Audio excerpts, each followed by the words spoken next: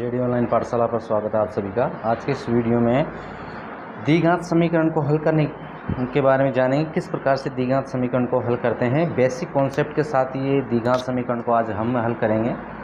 सबसे पहले तो हम पहचान करते हैं कि समीकरण द्विघात है या नहीं है। तो यहाँ पर हम देखेंगे कि चर मान होते हैं हमारे, जो एक्स दिया होता है, वाई जेड ये दिए होते हैं। इनकी अधिकतम घात क्या होती है? 2 होती है। अधिकतम घात 2 होनी चाहिए और कम से कम तो शून्य भी हो सकती है, लेकिन यहाँ पर अधिकतम और न्यूनतम कम से कम 2 घात होना ज़रूरी है। द्विघात समीकरण के लिए जो हमारे चर मान होते हैं, जैसे ये x है यहाँ पर, तो इसकी 2 घात होना ज़रूरी है इस बहुपद के अंदर, ठीक है। और यहाँ जो इसका गुणांक होता है 1 मान लो, या फिर हम कहेंगे कि इसको ax मानेंगे, ax स्क्वायर। तो ये जो a होता है, ये a का मान, जो a का मान होता है ये 0 के बराबर नहीं होता। तो जो हमारा चर है उसकी अधिकतम घात 2 है, न्यूनतम 1 भी है और इसके साथ में शून्य भी है, लेकिन कम से कम 2 होना भी ज़रूरी है, ठीक है। कम से कम 2 घात होना भी ज़रूरी है। ऐसा नहीं है कि घात 2 से कम हो तभी भी। यहाँ पर हम चर जो मान होता है इसकी घात देखकर पता करते हैं कि इसकी उच्चतम घात कितनी है, ठीक है। तो उच्चतम घात इसकी 2 है, तो यहाँ पर इस समीकरण को कहेंगे हम द्विघात समीकरण। तो किसी भी समीकरण की उच्चतम घात को देखकर हम पता कर सकते हैं कि ये कौन सी समीकरण है। अब इसे हल करेंगे हम इस प्रश्न को। तो सबसे पहले इसमें ये देखते हैं कि इस द्विघात समीकरण के हमें गुणनखंड विधि से हल करेंगे। गुणनखंड विधि से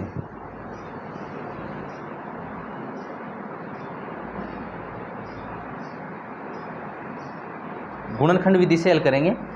तो सबसे पहले ये जो प्रथम पद होता है इस बहुपद का या इस समीकरण का, और इसका जो अंतिम पद होता है, इन दोनों का गुणनफल देखते हैं, गुणा करके देखते हैं इनको।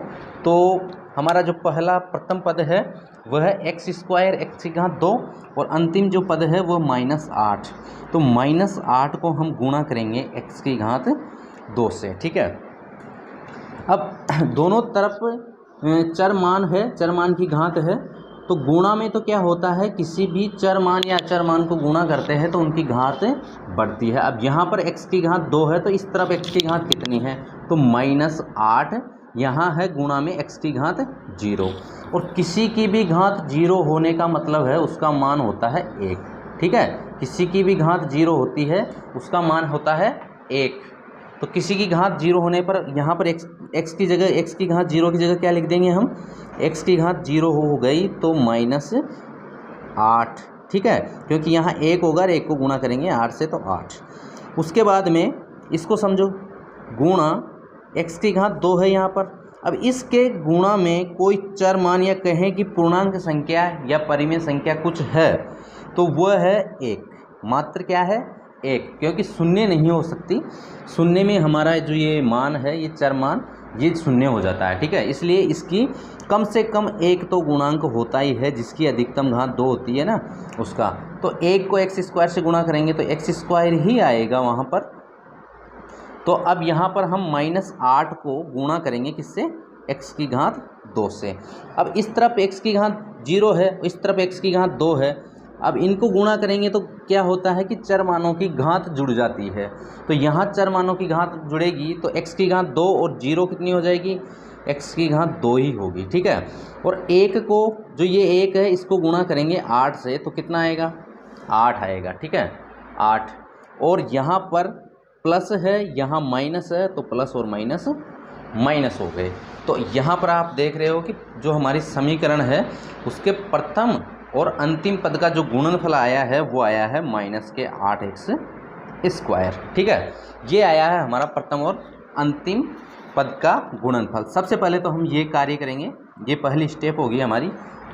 उसके बाद में दूसरी स्टेप होगी कि जो मध्य पद होता है हमारा, मध्य पद क्या है? -2x है हमारा मध्य पद, ठीक है।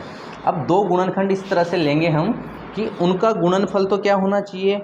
हमारा प्रथम और अंतिम पद का गुणनफल क्या था? -8x square. उनका गुणनफल तो होना चाहिए -8x की घात 2। और उनको यदि हम जोड़े और घटाए, मतलब उनका अंतर कितना होना चाहिए? -2x 2x होना चाहिए। तो यहाँ पर हम देखेंगे कि माइनस के 4x और प्लस के 2x, ठीक है, माइनस के 4x और प्लस के 2x, इनका सबसे पहले अंतर देखेंगे। तो अंतर देखेंगे तो -4x में से -4 में 2 जोड़ेंगे तो कितना बचेगा, माइनस के 2, और x इस प्रकार से वैसा का वैसे आ जाता है। क्योंकि यदि हम किसी चर मान के साथ में किसी पद को अगर गुणा या भाग करते हैं तो उनकी जो घात होती है वो जुड़ती या घटती है, लेकिन जोड़ और घटाव में क्या होता है कि इनकी घातों में कुछ फर्क नहीं पड़ता, सिर्फ इनके जो एक गुणांक होते हैं इनको ही घटाया जाता है, इनको ही जोड़ा जाता है। तो यहाँ पर इनके जो गुणांक है -4 और +2, तो -4 में 2 जोड़ेंगे तो कितना आएगा, -2। तो इनका अंतर तो सही आ रहा है। अब इनको गुणा करेंगे, गुणा करके देखेंगे तो गुणा करके देखने पे अपने पास में -4x को गुणा करेंगे प्लस के 2x से। अब यहाँ x की घात 1 है और यहाँ भी 1 है, तो किसी भी चर मान को यदि हम गुणा करते हैं उसके समान घात वाले से या असमान घात वाले से तो उनकी घातांकों का योग हो जाता है, उनकी घातों का। तो यहाँ 1 घात है, यहाँ भी 1 घात है, तो दोनों को अगर हम गुणा करेंगे तो इनकी घात हो जाएगी 1 और 1 जुड़ के 2। 2 को 4 से गुणा करेंगे 8, और प्लस और माइनस। तो यहाँ पर हम देख सकते हैं कि हमारा जो गुणनफल है वो प्रथम और अंतिम पद के गुणनफल के बिल्कुल समान आ रहा है। दूसरी बात है कि इनका जो अंतर है ये भी बिल्कुल हमारे जो मध्य पद था ये -2x उसके समान आ रहा है। तो हम जो गुणनखंड लेंगे 2 वो लेंगे -4x प्लस के 2x। अब हमारे गुणनखंड हो जाएंगे, इस -2x की जगह ले लेंगे हम x² माइनस के 4x और प्लस के 2x, और यहाँ है -8, ठीक है। अब हम संख्या लेंगे कॉमन। अब कॉमन किसको कहते हैं ये भी समझ लीजिए आप। कॉमन कहते हैं कि इन दोनों संख्याओं का वो क्या होना चाहिए, गुणनखंड होना चाहिए। वही संख्या हम बाहर ले सकते हैं जिसको उभयनिष्ठ संख्या कहते हैं, कि जिसका भाग इस और इस दोनों ही पदों में जाना चाहिए, ठीक है। तो उभयनिष्ठ संख्या एक तरीके से HCF भी होता है, महत्तम समापवर्त्य भी होता है। तो इन दोनों संख्या का महत्तम समापवर्त्य क्या होगा, इन दोनों संख्याओं में से x का भाग इसमें भी जाता है और इसमें भी जाता है, लेकिन कोई अगर साथ में संख्या लेते हैं 4 का भाग केवल 4x का भाग केवल इसमें जाता है, इसमें नहीं जाता। तो इन दोनों का क्या ले लेंगे हम, उभयनिष्ठ संख्या HCF ले लेंगे, जो संख्या का भाग इन इसमें और दोनों पदों में जाता हो। तो वो है केवल मात्र x का ही भाग जाएगा, x की घात 2 का भी नहीं जाएगा, क्योंकि इस तरफ 1 ही घात है। तो x की घात 1 हमने कॉमन ले ली, उभयनिष्ठ संख्या ले ली। अब यहाँ शेष क्या बचा, इसके लिए क्या करते हैं कि जो जिसमें से कॉमन लिया हमने, कॉमन किस में से लिया है, x की घात 2 में से, और x की घात 2 में से क्या कॉमन लिया है, x कॉमन लिया है, ठीक है। ये x हमने कॉमन लिया है। अब भाग देते हैं ना, तब क्या करते हैं, यहाँ x की घात 1 है, जब x की घात 2 गुणा इसको ऊपर लेके जाएंगे ना तो गुणा में आएगा और इसकी घात माइनस हो जाएगी, माइनस के 1 हो जाएगी, ठीक है, -1 हो जाएगी। अब -1 हो गई घात, तो अब क्या करेंगे, इनकी घातों को योग या घटाव जो भी होगा, क्योंकि आधार समान है तो x की घात 2 और यहाँ तो है -1, तो कितनी बची, x की घात 1। तो यहाँ क्या बचेगा अपने पास में, x की घात 2 में x की घात 1 का भाग देंगे तो यहाँ बचेगा अपने पास में x की घात 1 बचा है, ठीक है। उसके बाद में ये है -4x, इसमें से क्या कॉमन लिया था हमने, x कॉमन लिया था, ठीक है। ये x कॉमन लिया था तो x का ही भाग देंगे, जो कॉमन लेते हैं उसी का भाग देते हैं। फिर उसके बाद में भाग देने पर जो बचता है वो हमारे कोष्टक में यहाँ आएगा। x की घात 1 है और यहाँ भी 1 है, तो जब इनको ऊपर लेके आएंगे तो x की घात 1 गुणा x की घात -1 हो जाएगा, और यहाँ 1 है, 1 का भाग 4 में देंगे तो 4 हो जाएगा, और प्लस और माइनस हो जाएगा, ठीक है। ये प्लस और ये माइनस, अब इसका गुणांक 1 है ना इसके गुणांक में, तो अब यहाँ क्या होगा, दोनों की -4 गुणा x की घात 1, और दोनों आधार समान है तो इस घात को भी इसमें घटा लेंगे या जोड़ लेंगे, तो -4 और x की घात 1 और 1 में से क्या हुआ, x की घात क्या बची, 0। और अभी बताया था आपको कि किसी भी संख्या की घात अगर 0 होती है तो उसका मान होता है 1 होता है, तो इसकी जगह क्या आ जाएगा, 1। तो मतलब हमारे पास में यहाँ क्या बचेगा, -4 बचेगा, ठीक है। अब -4 यहाँ बचा तो ये -4 हमने यहाँ लिख दिए हैं। आगे है इन दोनों संख्याओं में से कॉमन लेंगे हम, जिसका भाग इसमें और इसमें दोनों में जाना चाहिए, ठीक है। तो इसमें 2 का भाग जा रहा है और 2 का इसमें जा रहा है, तो 2 दोनों में से कॉमन ले लेंगे। 2 हमने बाहर ले लिया कॉमन, इनका HCF भी 2 ही होगा। अब यहाँ पर 2x में 2 का भाग देंगे तो 2 से 2 एक बार कट गया और 1 को x से गुणा करेंगे तो x, तो यहाँ तो क्या बचा x। आगे है -8 में से 2 कॉमन लिया तो 2 का भाग देंगे तो कितनी बार जाएगा 4 बार, और माइनस और प्लस कितना हो जाएगा माइनस के 4। अब एक बात का विशेष ध्यान रखना है आपको कि ये दोनों जो कोष्टक है ना ये समान आने चाहिए। इन दोनों कोष्टकों को बिल्कुल एकदम एक जैसे होने चाहिए, ये इनमें कोई मिस्टेक नहीं होनी चाहिए, चिन्हों की भी मिस्टेक नहीं होनी चाहिए, चिन्ह भी समान आने चाहिए इनके। अब अपने पास में 2 कोष्टक तैयार हो गए।